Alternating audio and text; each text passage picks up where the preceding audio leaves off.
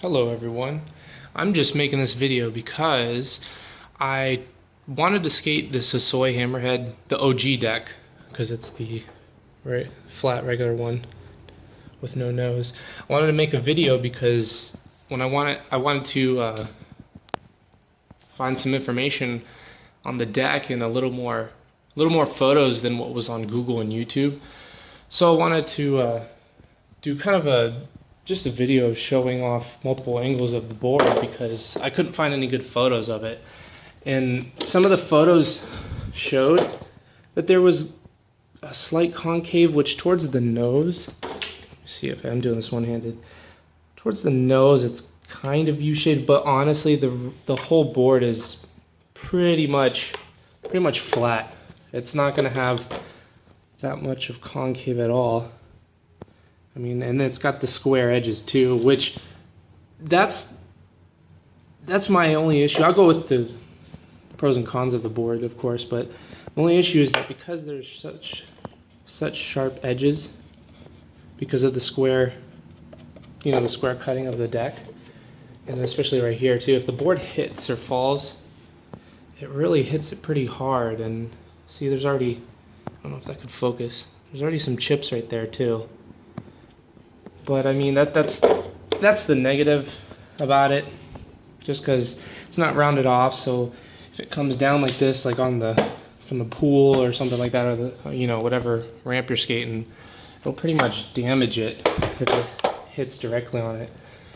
But what I like about this board is just how wide it is. I started skating old school decks, which I have some other ones too. I skated the one hawk deck that I'll probably show in another video, but right now I'm skating this one, and I just like how wide it is, and my opinion, I like how heavy these old school decks are.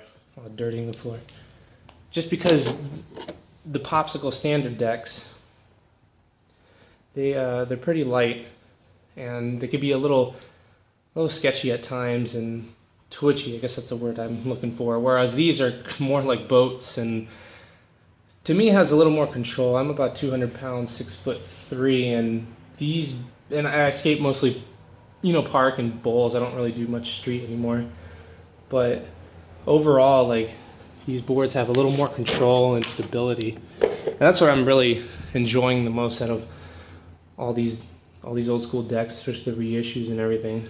And then because this is about 10 and a half inches wide, the grip tape, I had to go sideways because I think there is 10-inch wide grip tape that exists, but I bought this in at a van store, and they only had the standard popsicle width grip tape, so I had to do this on purpose. Had to cut off different grip tapes. I had 2 sheets, but yeah, overall it helped, and I always like to leave the logo exposed.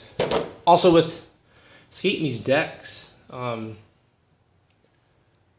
if you're doing like a spine or like a disaster or anything that involves the back truck having to go over the coping, not having a nose is actually pretty tough. My foot would rest probably about here. Yeah, there's dog poop.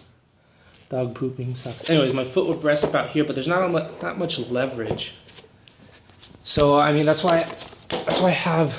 I also have, I think, 1/2-inch risers, but I also have a lapper on here, the Bird 2, which is super hard to find online. I had to buy it from a eBay seller that sold these, but you can find the first Bird one, but they don't fit, and you have to kind of bend this part and bend this part too. This is kind of bending, but not as extreme as the first Bird or whatever. I don't know what the deal is. I was just starting to get into it, and I only discovered the lapper a couple months ago. And then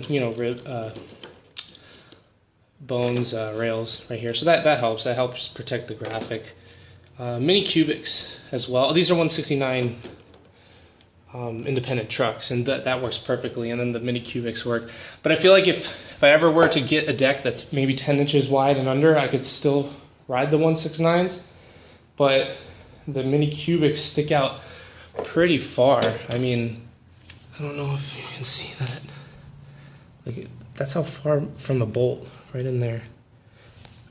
I would say maybe that's a 1/2 inch sticking out. So, I mean, it sticks out quite a bit. On this board, it's fine. On my other Hawk board, it was fine because it was 10.5. But I think anything more narrow, it would stick out a little too much, and your foot my wheel bite it. Sorry. But anyways, that's just the deck, and it does have that cutout for tail drops. I think that's why Christian Hosoi made that section right there. But it's really hard on coping anymore because, you know, most parks have coping that is pretty slick, and it's a metal coping instead of just straight concrete. But it will work with pool coping, and if you're lucky, quarter pipe without coping at all.